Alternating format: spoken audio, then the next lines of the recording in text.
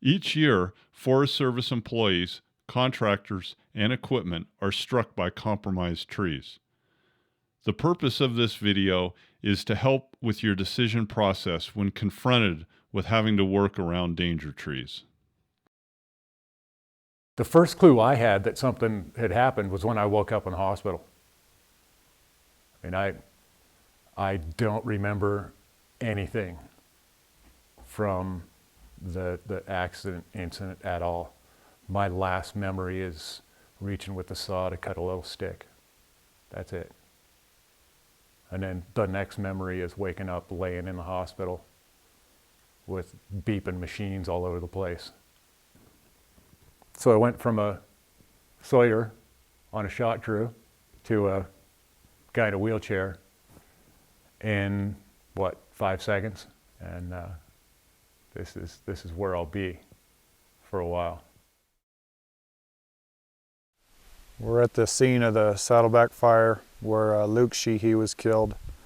This is the red fir that the branch fell out of and struck him.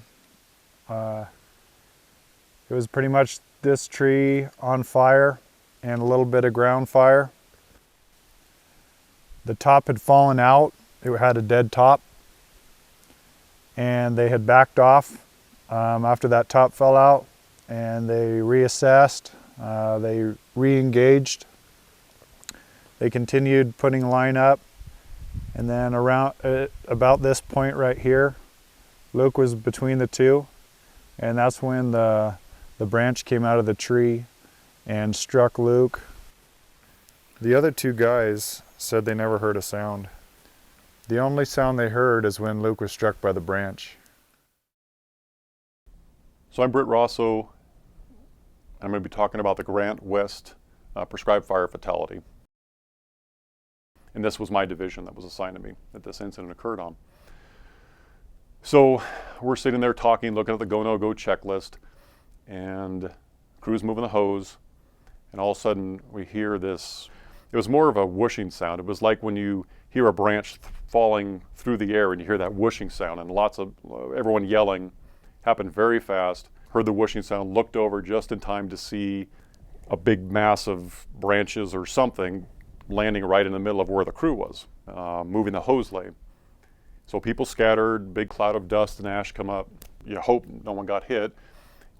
We went running over there, myself, the burn boss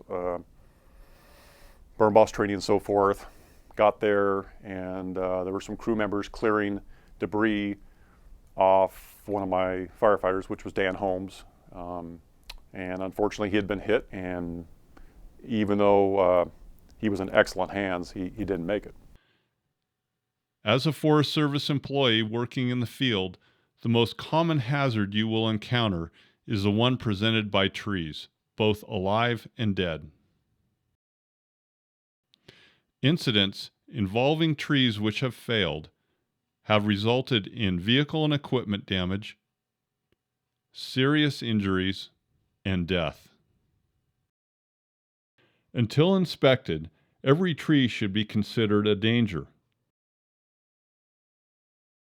To keep yourself and others safe, make sure you have a valid emergency evacuation plan in place. Recognize the hazard. Mitigate the hazard. If the risk associated with mitigation is too high, then change your plan. The risk of being injured varies by the hazard itself and by the margins you build to keep yourself and your coworkers safe. Before you start work, you need to communicate with your coworkers about the hazards associated with the planned activities. You also need to discuss the mitigations which will be used to reduce the risk of worker injury or equipment damage. Knowing you will be exposed to potential hazards in your work environment means it is essential to have an emergency evacuation plan in place for all field activities. An emergency evacuation plan is a pre-planned protocol for an emergency response in the event of an injury. The plan should be customized to fit the project being worked on. If there is an incident, how well this plan is carried out could be the difference between life and death. You get used to going on a fire every day, and it's just another fire. Don't get caught normalizing risk. You should be aware when activities become routine, or you notice yourself thinking, we do this all the time. So I guess the take-home message would be just don't take it for granted that it's going to be a near miss or a close call, or that you can outrun something. Develop a sound process for working around the hazards presented by trees. Hazard identification is not easy to do. Discuss and practice your process ahead of time. Each tree, each circumstance has its own set of potential dangers. It could be a widowmaker hanging in a tree, or a dead top in a partially green tree. Rotten roots which are hidden under the ground, or the extreme danger presented by a snag on fire. I think what it boils down to is this is a really dangerous job. And every time we go out in the woods, whether there's fire there or not, there are hazards, inherent hazards out there in the woods that are a risk to our firefighters and our employees. When you're working around danger trees, two factors can increase the likelihood of a bad outcome. The first one is exposure, or how long and under what condition you would be available as a target for the hazard to hit. You could just be walking through the woods, or you could be marking timber or constructing fire line. The second factor is mechanism, or how the hazard is set in motion. It could be the wind, fire in the tree, snow load, or vibration from a saw or heavy equipment. When confronted with a danger tree, you have two choices. Choice number one, mitigate the hazard. For example, you can fell the tree or let it burn down.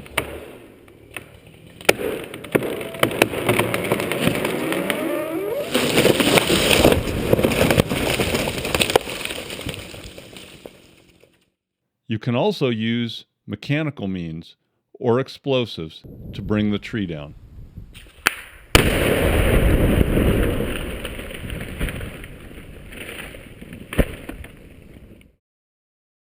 If you're unable to safely mitigate the hazard, this leads us to choice number two, change your plan. This means you need to find a safer way to accomplish your objectives. You can relocate your fire line, find a safer parking area, wait until the wind stops, or avoid the area altogether. Don't forget, walking away is a valid mitigation when you feel the risk of a bad outcome is too high. If you do change your plan, make sure you consider there might be new risks associated with the change. Whatever your choice, ask yourself, what's the worst that can happen? And are there mitigations in place to avoid a bad outcome? Many of our wildland firefighter fatalities by trees are not falling accidents. They're firefighters being hit by trees, by these hazards out in the fire environment. The incident with Chris Evans in 2001, they were cutting fire line and a snag from way inside the black fell and struck Chris. With Luke Sheehy, it was not a falling accident. They never attempted to fall that tree. They were cutting line and something peeled out of the tree and unfortunately caught Luke. When we lost Dan, it was the same thing. You know, it wasn't a falling accident. They were moving a hose. They were moving a hose on a fire line. Danger tree awareness. It's an ongoing process, one you have to be engaged in the entire time you are exposed to potential hazards. In review, To keep yourself and others safe, have a valid emergency evacuation plan. Recognize the hazard. Mitigate the hazard. And if it's too dangerous to mitigate the hazard, then change your plan. But recognize there may be a new set of risks when you do so. Things that have never happened before happen all the time. Where you've been on this single tree, you've been on the similar fire to this 100 times, and everything's gone fine, or you've been lucky and a tree branch may have landed 5 feet from you. Well, on this one, a very good firefighter and a very physically fit person, and someone who in my eyes, I thought was invincible, and just like that, he was gone. And so what I'd get out of this is that I won't look at trees the same anymore, especially fire weakened ones. And I will be more cautious now and also make sure that my crew is in a safe spot, because this is something that I'll never want to go through again.